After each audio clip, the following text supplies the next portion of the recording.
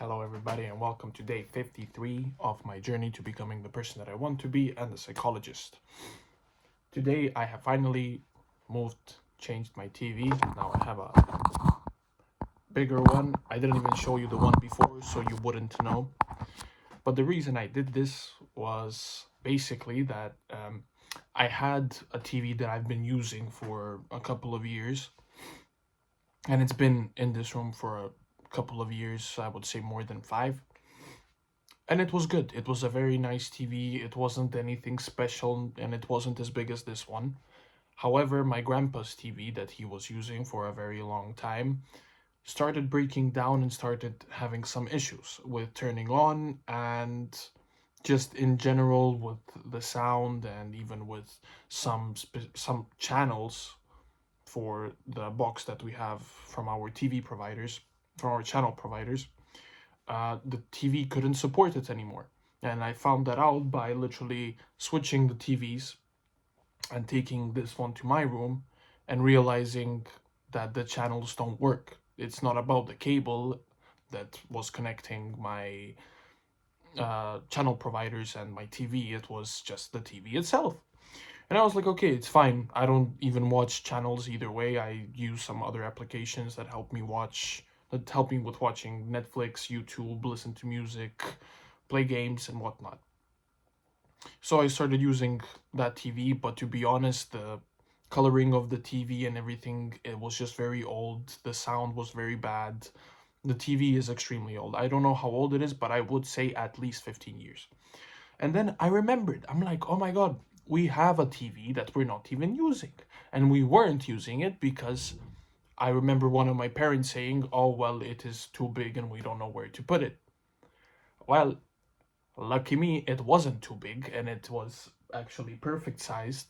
And now it's like I have a small cinema in my room when I turn it off. And it has lights on the side, which is great, a great add to the TV.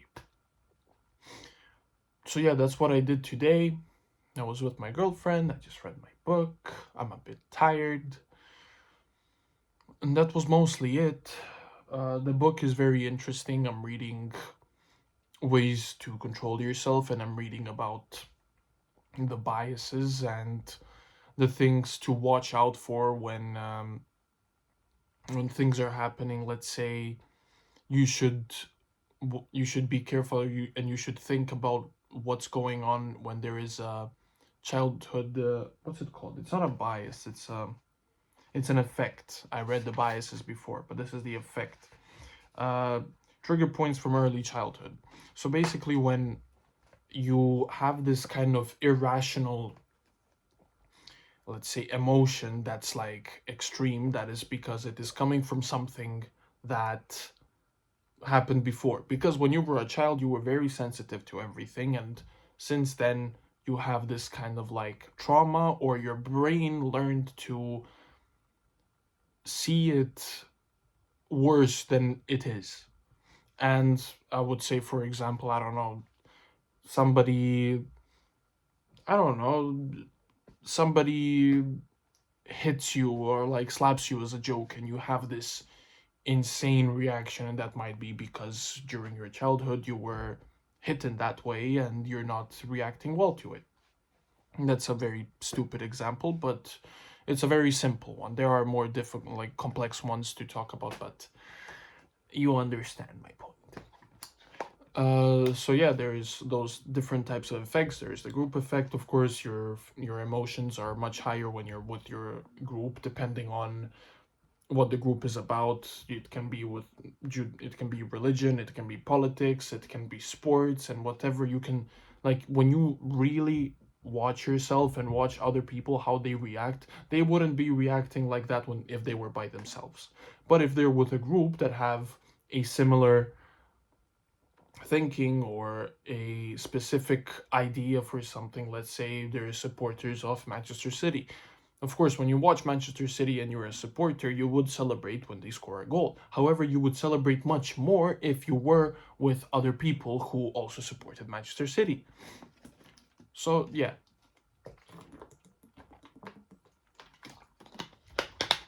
All of these kind of effects really do affect other people, and you should honestly try your best to see which ones are happening with whom.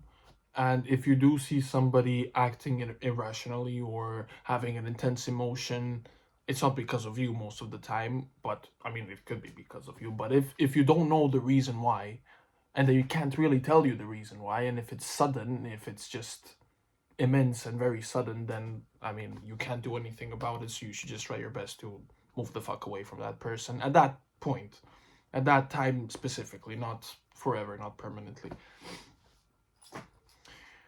Um, yeah, there is nothing much else to talk about. I didn't read my book too much.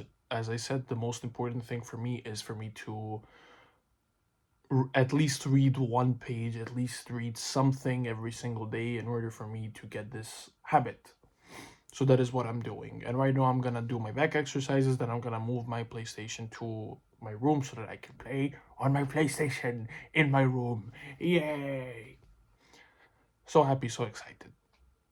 And I'm not gonna go to sleep very late because honestly I'm tired even now. So yeah, it was a good day, it was a nice day, it was a successful day.